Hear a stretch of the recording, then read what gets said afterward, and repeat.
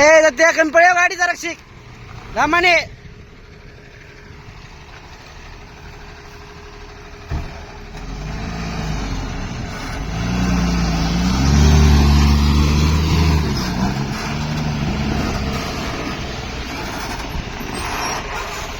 ये यांना आहे का तिथं खाली करायची आहे इथं साईडला ते पुढं घातली त्यांनी त्याच्यामुळे आता माग यायला लागलं ती आपल्याकडे नाही आपल्याकडे नाही लांब